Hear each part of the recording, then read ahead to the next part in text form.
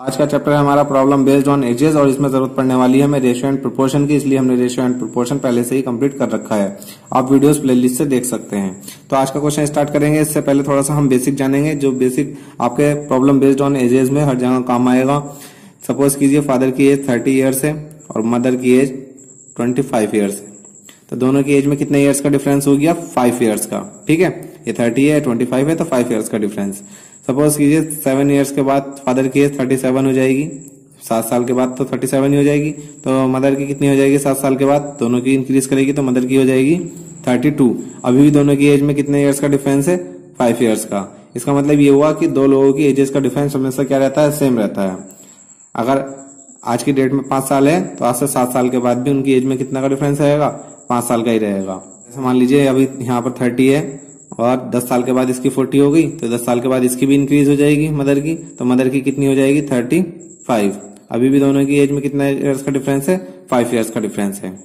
अगर 5 ईयर्स का डिफरेंस यहाँ है तो अब इससे 10 साल पहले भी कितना था? 5 ईयर्स का डिफरेंस था। इस तरह से हम समझ सकते हैं कि एजेस का डिफरेंस हमेशा इक्वल रहता है। तो इस चीज को हम यहाँ पे लिखेंगे, difference of ages of 2 person always remains equal.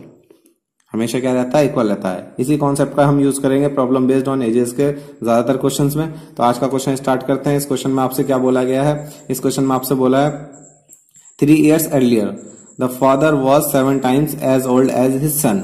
3 साल पहले की बात चल रही है और फादर की एज सन की एज का कितना है? 7 times है। तो सन की एज हमने 1 ऐड कर लिया, 1 यूनिट। तो फादर का कितना हो जाएगा? 1 का जब 7 टाइम्स करेंगे तो कितना हो जाएगा? 7। अगर सन की हमने 2 मान लिया होता तो 2 का 7 टाइम्स करते तो कितना आ जाता? 14 आ जाता। ये यूनिट में है, रेशो में हम कोई भी वैल्यू मान सकते हैं, कितना भी यूनिट ले सकते हैं, उसी हिसाब से दूसरा हमारा एडजस्ट हो जाएगा। जैसे इसको हमने 1 लिया है तो ये 7 हो गया। ठीक है, ये 3 साल पहले की बात है तो 3 के सामने यहाँ पर माइनस लिख दिया हमने। आगे आपसे क्या कहा है? ईयर्स हैंस, यानी कि 3 साल के बाद the father age would be 4 times as that of his son. Father की एज क्या हो जाती है? सन की एज का 4 टाइम्स हो जाती है। तो सन की अगर आपने 1 ले लिया तो फादर की कितनी हो जाएगी? 4 हो जाएगी। ये कब की बात है? 3 साल बाद की है, तो 3 के सामने यहां पर हमने प्लस लिख दिया। ठीक है, आगे आपसे क्या कहा है? What are the present ages of the father and the son. Father और सन की प्रेजेंट एजेस आपको बतानी है। अब आप देखेंगे फादर की एज में जितने यूनिट का डिफरेंस यहां पर होगा, 7 से कितना हो गया? 4 हो गया। तो सन की एज में भी उतने यूनिट का डिफरेंस आना चाहिए। तो सन की एज में कितना का डिफरेंस आ रहा है? 0 यूनिट का। और यहाँ पर कितने यूनिट का डिफरेंस आ रहा है?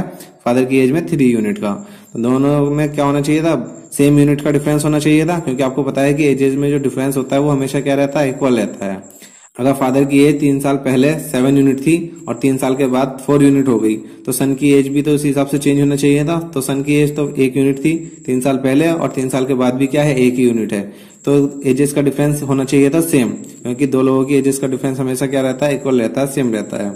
तो यहाँ पर हम रेशियो के डिफरेंस को सेम बनाना चाहते हैं। जितना डिफरेंस यहाँ आ रहा है फादर की एज में, उतना ही डिफरेंस सन की एज में आना चाहिए।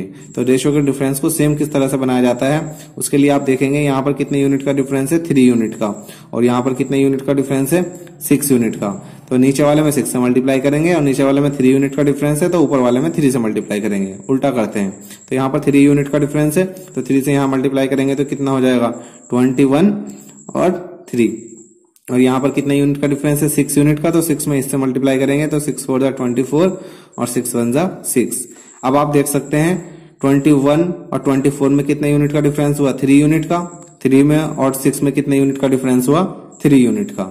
ठीक है, अब दोनों जगह डिफरेंस क्या हो गया? सेम यूनिट का हो गया। यहाँ भी 3 यूनिट का डिफरेंस है, यहाँ भी 3 यूनिट का डिफरेंस है। अब आप देखेंगे, सपोज कीजिए ये प्रेजेंट है, 3 साल पहले तो ऊपर लिख लिया, 3 साल के बाद हमने नीचे लिख लिया। तो प्रेजेंट से 3 साल पहले ये है और प्रेजेंट से 3 साल बाद ये है, तो टोटल कितने ईयर्स का गैप हो गया यहां से यहां तक, ये आपको बताना है। तो पहले 3 साल पहले की बात हो रही है, तो 3 साल कवर किए जाएंगे और फिर 3 साल आगे चला जाएगा, तो टोटल कितना हो जाएंगे? 6 ईयर्स हो जाएंगे। आप डायरेक्टली भी समझ सकते हैं। अगर आप वैसे समझना चाहते हैं डिफरेंस कितना हो गया, तो आप ऐसे लिखेंगे, बड़े नंबर में से छोटे नंबर को माइनस कर देंगे। ये कर दिया हमने, बड़े नंबर में से छोटे नंबर को माइनस, डिफरेंस निकालने के लिए। तो ये 3 और ये माइनस माइनस क्या हो जाएगा? प्लस। तो ये आ जाएगा ओवरऑल 6, यानी कि 6 ईयर्स का डिफरेंस हो गया। आप लॉजिकली भी सोच सकते हैं, 3 साल पहले की बात चल रही थी और अब 3 साल बाद की बात चल रही है प्रेजेंट से, तो टोटल कितने ईयर्स का गैप हो जाएगा? 6 ईयर्स का गैप हो जाएगा। अब आप यहां से देखेंगे ईयर्स वाइज तो कितना आ रहा है? 6 ईयर्स आ रहा है। तो ये जो 6 ईयर्स आया है वो उस कितने यूनिट इंक्रीज हुए इससे 3 यूनिट इंक्रीज हो रहा है। 3 से 6 हो गया और 21 से 24 हो गया। तो यूनिट वाइज अगर हम देखें तो 3 यूनिट बढ़ रहा है और अगर ईयर वाइज देखें तो 6 ईयर बढ़ रहा है ना। तो 3 यूनिट जो हो गया आपके पास 6 ईयर्स के इक्विवेलेंट हो गया। ठीक है, तो एक यूनिट की वैल्यू कितना हो जाएगी 2 ईयर्स के बराबर आ जाएगी। एक यूनिट 2 ईयर्स हो गया। दोनों की प्रेजेंट एज पूछी है हमसे। ठीक है, तो हम पहले यहां से फादर की एज निकालेंगे। फादर की एज कौन सी वाली निकाल रहे हैं हम, ये 3 ईयर्स पहले की। 3 ईयर्स बाद की भी निकाल सकते हैं। अगर इस रेशो से निकालेंगे तो 3 ईयर्स पहले की एज निकल के आएगी, क्योंकि 3 ईयर्स पहले वाला रेशो है। और अगर इस रेशो का यूज करेंगे हम तो 3 ईयर्स बाद वाली एज निकल के आएगी, क्योंकि ये रेशो 3 ईयर्स के बाद का है। तो यहां से हम 3 ईयर्स पहले वाले रेशो से निकाल रहे हैं। अगर एक यूनिट 2 के इक्विवेलेंट है और यहाँ पर फादर की एज कितने यूनिट है 21 यूनिट, तो एक यूनिट अगर 2 है तो 21 यूनिट की वैल्यू निकाली तो हमने कितना आया 42 ईयर्स आया। लेकिन ये फादर की एज 3 साल पहले है। ठीक है, तो फादर की एज प्रेजेंट में कितनी हो जाएगी, 3 साल पहले अगर 42 है तो प्रेजेंट में कितनी होगी, तो 3 हम क्या कर देंगे प्लस कर देंगे, तो ये हो जाएगा 45 ईयर्स। 3 साल बढ़ जाएगी प्रेजेंट में, है ना। और फादर सन की एज निकालेंगे। अब सन की एज 3 साल पहले, एक यूनिट 2 के इक्विवेलेंट है।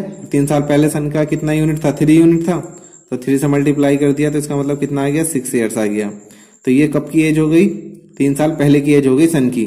लेकिन सन की प्रेजेंट में कितनी हो जाएगी, 6 में हम क्या कर देंगे 3 प्लस कर देंगे।